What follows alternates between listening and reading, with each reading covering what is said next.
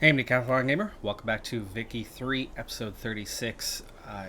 It's been a little while since I did the last run of episodes, so I need to get caught up as well on what's going on, and then I obviously am going to need to get some construction underway as we have nothing going right now. I do believe we just came out of a couple of wars that have finished a certain project of ours, a certain project of getting the lower 48 completely in our control, which we now have. So we have 100% control of the lower 48, as in the primary 48 states, the continental portion of the US. Alaska, still in Russia's hands though, so we are going to have to target them at some point. But we do have Hawaii, the 49th, so we're only missing one at this stage. I would assume that right now our infamy is going to be quite high. Let's see if that is the case. We are a pariah with a 108. Now, we do have a decent military, but it's not crazy strong. So we are going to need to upgrade that military if we are going to maintain this sort of infamy, because we're going to make a lot of enemies. And at some point, I don't know if there's coalitions in this game or not, but based on other Paradox titles, I could see us very much becoming a target of numerous nations. First thing is, with all this new land, we need a lot more bureaucracy to run it, and we do not have enough at the moment, so let's take care of that first.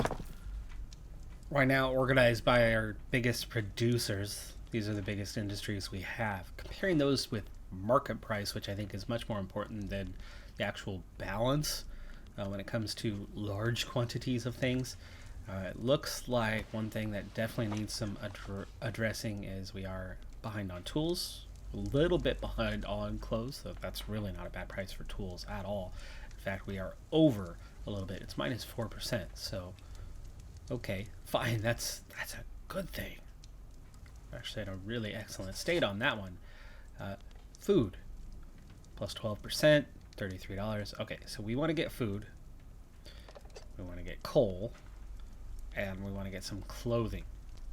I think it's time to alter the market. We are going to take coal and flip it to dynamite, which is going to come with a cost at first. The coal price is going to absolutely plummet for coal, but the production is going to go up insanely from where it is. Explosives, though, is going to become a greater need, so we're going to need to address explosive. We're also close on the first transcontinental railway. All we're missing is Nevada from having a railway, so let's go ahead and make that happen as well. Okay, well, I told you if we push too hard, there was going to be pushback. And here it comes. Moments later, we've barely progressed, just a month or so, if that. And Prussia is making a play against us to cut us down to size. And they're fearful. They're in bankruptcy. I'm guessing they're not as strong as they could or should be. They just hate us. They are stronger than us. But they have almost no flotillas, so how are they going to actually invade? What we need to know right away is where, if anywhere, we share a border with Prussia, because there's no way they can beat us if they can't invade. And with only 4 flotillas, they're not going to invade with any serious numbers. We're going to beat back anything that they do manage to land troops with very, very quickly. What I worry about is what's going on here. Do we have American Congo, Gabon? Nothing there. That's Russia. Oh, Prussia. Where are you at, Prussia? I mean, besides a part of not yet unified Germany, I don't actually see them anywhere. But of course, to cut us down to size, all they need to do is gain more rapidly. But Right now, it's just them.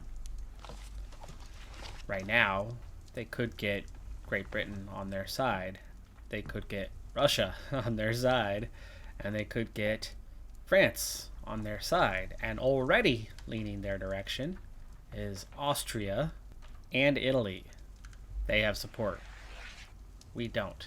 We had something up here. That's Austria. That is Austria. So if Austria joins the play, there's somewhere that they could actually gain some territory. Let's do this. Have a population in Sakhalin. 7,000 peasants. That's going to have to do. Oh, and then Hokkaido as well. So we'll get one in each. 8,000 peasants there. Alright, so I'm not overly thrilled with our situation. I do believe that Prussia is 100% counting on extra support. They, starting things off, don't have much of a chance, but it does look like they are going to have help as we go along. This, for me, is a war of, just survive and get out of it. We want to, make this go away as fast as possible. This is not an opportunity to expand. This is an opportunity to not get played down, not get hurt more. Now, of course, Quebec is on our side as well, so that adds a little bit more, and we're gonna expand the army just in case. Okay, Prussia backs down. It looks like whatever support that they were hoping to get, the other nations didn't want to get involved, and so they back down. That means we're actually going to get reparations from them in the near future. So actually that has worked out in our favor quite well. And adding in a new 10 battalions or so is going to make us even stronger. Our negative balance, thanks to the government and administration going the right direction, is already turned positive once again, whereas the balance kind of sorts itself out after we switch to explosives on coal. Whichever that is the case or the combination, it is turning right, and that government administration is turning up right back into a very healthy balance. Right now the market has 0 direct shortages, but what we do have is refined furniture, better clothing are all really expensive. So, the super wealthy can just about afford it, but that's it. Making it available for more is going to increase standard of living by quite a bit. But explosives is the one that, after we just turn that up, has become a great need, but is something that is going to be addressed here shortly. Beyond that, it's still luxury goods that are seeing that biggest increase. But it looks like paper is one that could definitely be addressed. In our bid to conquer all of Central America, Miscatia is one of those remaining targets. Now, I think we have a truce with El Salvador, and of course that is Great Britain. So getting Miscatia and then Mexico are, the list is getting really short. Miscatia is tiny to conquer state for that one. We're looking at an infamy increase of just 4. That's it. Certain they will back down. If they do not, we'll have this one in moments. And, enemy-wise, we're not looking at being challenged. And if for some reason they don't back down, well, hello, easy challenges. Great Britain, Mexico, we take more land. El Salvador, for that matter, as well. Oh, there you go. Miscatia has backed down, and we have conquered another area. Of course, at a little bit of a cost. We're back up to almost where we were at the end of the previous conflict. And that means, people are still very much unhappy with us. Another target. Again, turning to South America in the near future could be on our list. Getting this last little tip of Chile. All right, an offshoot of getting big and powerful, Great Britain is embargoing us now, so they're blocking trade. Good thing that for the most part I'm not really conducting trade hardly anywhere. We're almost entirely internal on how we handle things, and the bigger you get, the easier that is to do. So having enemies doesn't become terrible and as you get stronger, right? You can offset it. Painting the map blue is certainly a possibility, but we have to keep growing that military to be stronger than everybody else. First transcontinental railway has completed. We'll get a bonus for that one, and it looks like it's settling the Great Plains. railway throughput, migration attraction, okay, or the West Coast. Oh, definitely West Coast, because, I live on the West Coast. And we've had another election. The progressives, with 90% of the vote, will remain in power. This is the group with the armed forces, petite bourgeoisie, trade unions, rural folk, and the intelligentsia.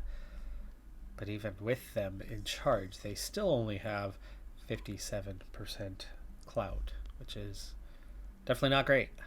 Currently, there are no laws that we could realistically pass right now with this formation of government, so we're going to have to sit on it for another 4 years. So I've just unlocked trench infantry, and with that we can now go from skirmish down to that next level, that 4th tier when it comes to your military options, right? 4th out of 6. Cost is 8,000, which is nothing for us right now. Training rate goes up quite a bit. Army projection supposedly is going to go up by a full 1,000. That's a huge increase from where we were, all for the cost of more ammunition. By the way, we are back down to notorious. We're back under a 100 in it when it comes to infamy. Also on the Navy side, we can turn commerce raiders up to torpedo boats and see our naval strength get even greater. So this huge upturn of the military has cost us roughly 100,000. I mean, we've seen a very, very strong positive balance become a minor negative one. But that's easily covered at the rate that we're able to grow. So, we should see that covered off fairly soon. You can see colonization in Africa is definitely going faster than what it had been before. I think we've managed to speed time up when it came to that. Yes. Yeah, we're down to the 40-something days. Finally. Colonization was actually really slow, as we didn't have malaria fully under control previously, but we do now. Alright, outbreak of war, but this is going to be very quick. War in the mud, after we went for the entrenched front, is going quickly for us. You can see there's going to be some negatives here. Defense in depth, I'll take that. And we've already taken the territory very quickly. There you go. And that should put an end to the war almost instantaneously. And then we'll have that land faster than we would have otherwise. Recently, tech-wise, I've been focused on military upgrades, as we've made enough enemies that we need to be really strong when it comes to our military. So I didn't want to delay that process. Speaking of that process, with 138 battalions, we're up to 1,700 now for our army projections. That's a plus 400 from where it was. We're up to 57 flotillas, working on making that 60, and so that projection is also pretty high. And now we have a Yaka uprising, which is right here. That one's easy enough. When we had, let's see, which one was it? New England. See, they haven't even gone home yet. Just move them over to this front now. Perfect timing on that. I love it. They'll be here in 45 days. And war is now broken out with Yaka. This is going to be an easy one. They do have 3 units. I mean, that's more than what we had before. But you can see just how quickly we are conquering the land with a pretty significant advantage, not only in numbers, but in the actual strength of the units. And that will soon wrap this one up. Nice if Congo decides that they want to fight against us, but that's an actual nation. So, Cuba, Babangi, Bengala, any of those would be nice, as we could just kind of roll right through Africa that way. So our infamy down to notorious at 88, so it's getting smaller and smaller.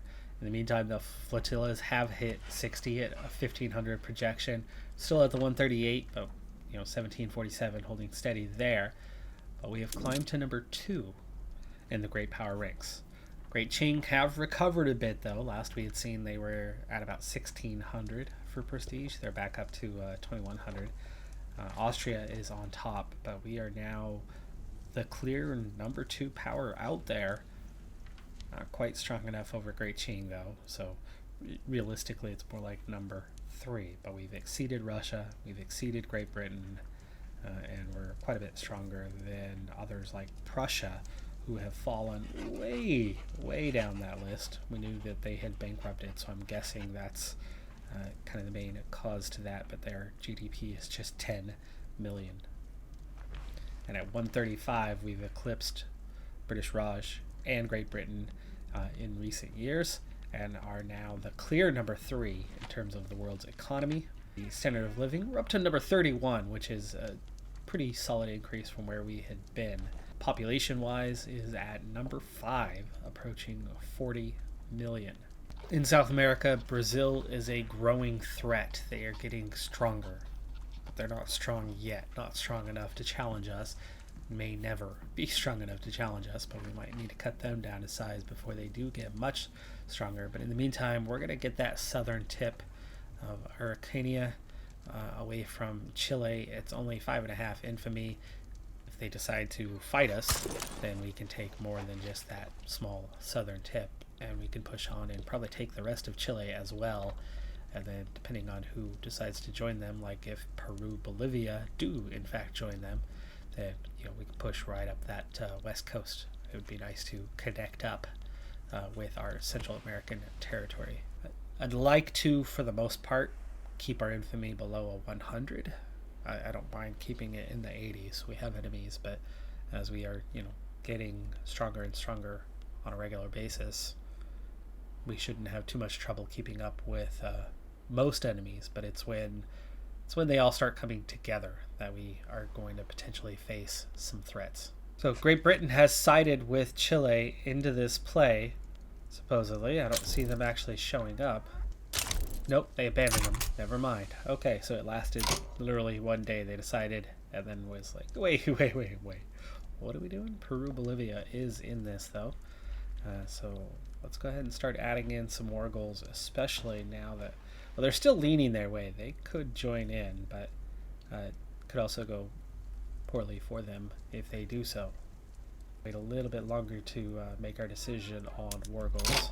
And Ecuador sides with Chile. They still have not backed down at this stage, so we are on the verge of this thing kind of getting locked into that last phase.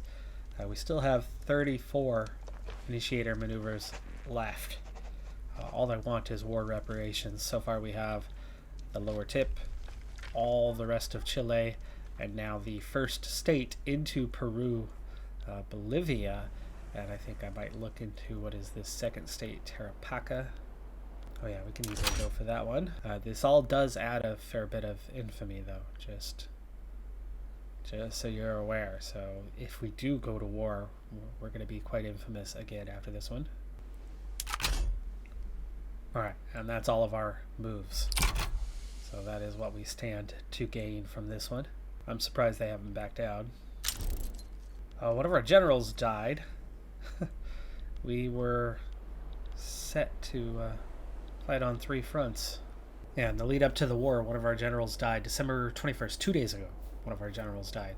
I don't know what it is with days before a war starting, the generals deciding that they are preferring death over the fight. And war has broken out. They did not back down, which means we stand to gain a lot of territory out of this one.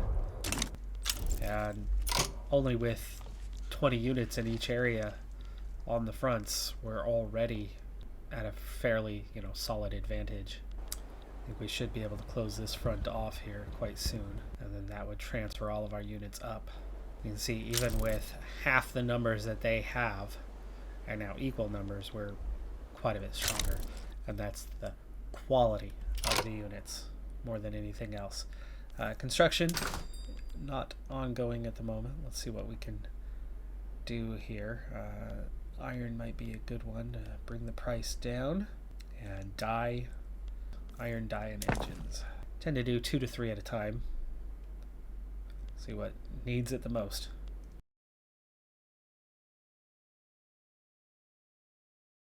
Alright, so the war is already starting to turn largely in our favor. And let's start applying those war goals and see what is it going to take to win completely. And we're looking at Chile minus 367, but they're going to go faster as we're fighting here than the Peru-Bolivia front will go.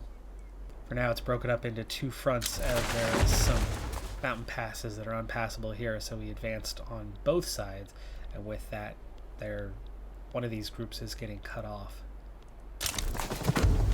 southern front is already under our complete control. The war is definitely starting to turn in our favor. Always was turning in our favor, but it's going more rapidly now.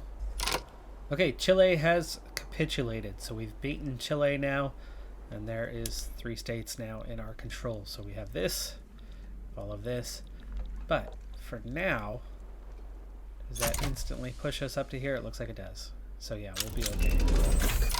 Oh, and with 71 units present, they don't have any units present at first, so we actually very quickly start to gain territory. Great Britain has now become the British Republic, and they of course are antagonistic towards us, like everyone. I mean, for good reason. We're aggressive. By the way, we have definitely taken some losses here. We have 38,000 dead, 32,000 wounded. You know, it's not nothing, but with 41 million people, it's a fairly small price to pay to grow and expand rapidly the way we are. And Herrero has an uprising against us. Okay, well, we are easily winning this front, so why don't we take one of them and move them over here? But that'll finish colonization through here. Austria coming in too, so that'll help cut off Austria and Russia both. Though Russia is obviously still moving up through Barotsi. Speaking of colonization, is there anything new to colonize? No. Alright. With 20 fewer units, our advantage is not as severe, but it doesn't need to be. I mean, we're well on our way to our goal. Looks like Ecuador might capitulate soon, which would take their 9 units out of the war, which isn't a lot, but there we go. Herrero. Have our units made it yet? Have they arrived? They have, so that'll be done and dusted quite quickly as well. Here in Herrero, we have full control, so that'll be won quite soon. And Ecuador, the smaller unit, and no war goal against them, has capitulated, so they're out of the war. And their advantage here is going to be stronger than what it was. They've gone from, what, 54, 55 units down to 46. And Herrero has capitulated, so we have annexed Herrero. There you go, that expansion grows ever faster and stronger, but we also now have Botswana and South Angola that we could get in and colonize as well, so more to do. Meanwhile, Peru, Bolivia has held on quite strong. I mean, yes, we are beating them, but in terms of, you know, their resistance, they just dropped below 0 for war support. They've been in this war since the beginning. They've been taking a beating since the beginning. They've lost 30,000. They have 80,000 wounded, and yet still they fight on, and our numbers slowly climb in order to beat them back. But it's getting pretty close now. It's starting to accelerate as that 3rd unit is back over here, and the advantage has grown stronger than it's ever been. So suddenly it's happening rapidly, and they're at a minus 85, minus 77. It'll be over soon.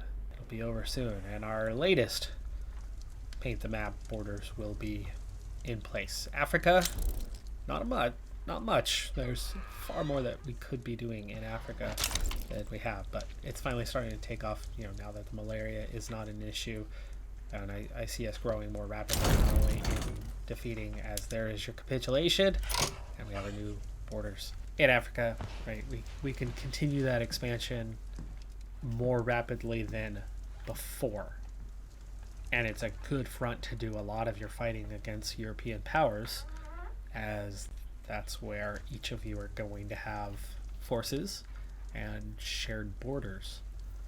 Meanwhile, South America is increasingly becoming ours.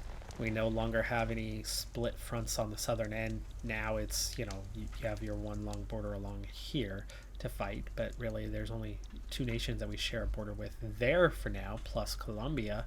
So 3 nations, 3 possible fronts means it's still fairly easy. Brazil, gotta watch out for them. So I do think we want to make a play fairly soon. We want to get after Argentina and get into a shared Brazilian border before too long. Make our first jab at Brazil to to weaken them a little bit, as they are the strongest force that faces us there. Mexico, not a bother. They are getting weaker and weaker with each fight they are in real life. And then the British Republic, unless they suddenly get stronger, aren't going to pose much of a threat either. At some point here, now that Quebec is loyal, I don't know if we want to try to annex them or just keep them as a puppet. But now that we do have a proper shared border with Russia, and Quebec is, very much loyal and on our side, taking Alaska in the not too distant future would be a proper play to get after. And then meanwhile, we made these colonies in Japan for a reason. I think it is possible for us to get after the Japanese shogunate. I don't know how strong are they. Oh, they are super weak. They are super weak. Okay, so yeah, making a play on Japan would be a very, very smart thing to do. One of our stronger states outside of the U.S. proper is the Celebes, and there are the Dutch East Indies present. There is Bhutan. Bhutan's an easy target there to grow and expand, but I think expanding to the full control of that state, as it's 6 years away from being incorporated as an actual state. We are turning that into a U.S. state because it's got a large population, plenty of resources, and I figured it makes more sense to have it in than out, where most of it, Oceania, is remaining independent. Tidore could be a definite target to get the rest of New Guinea, and you can see how that pushes kind of right in through there, so you get all of that, and poof, we control a lot of Indonesia, Oceania type region. New South Wales is fully united now, so there is another target, right? You finish off getting the North Island and have the rest of New Zealand, get Tasmania, and then start expanding out from here. There's a lot of directions to go. But of course, now that we have made this play, yes, we might be up to number 2, and yes, we have overtaken Great Qing, so we are actually number 2 proper, as Great Qing has once again fallen in their prestige by 400, and either way we nearly eclipsed them anyway. But they have a huge population compared to us. They have still a huge economy compared to us, but we're up to 153 million now, so that is growing quite rapidly. We started the episode at 110. It's gone up by 43 million in a handful of years. It's still only 1882. I mean, there's a lot of time left in this playthrough. We're halfway. Not even halfway. We're 4 years shy of halfway. And we're already at the fully done with the internal stuff. And in terms of the growth expansion stuff, we have gotten quite large, quite strong. Austria, though, is still leaps and bounds beyond us. And I would imagine if we look at them, they are quite strong. We've added 5 battalions, a little more strength, but not much. Flotillas is now at 61. It's over 1,500. But this is a good military. It is not yet a dominating military. So we've got a long ways to go to make that happen. But the economy is something that I keep feeding and feeding and feeding. And expense-wise, I'm throwing in the occasional here and there, government administration, new universities, so that we're staying really, really on top of tech growth. But then expansions to the military and Navy, Army, Navy.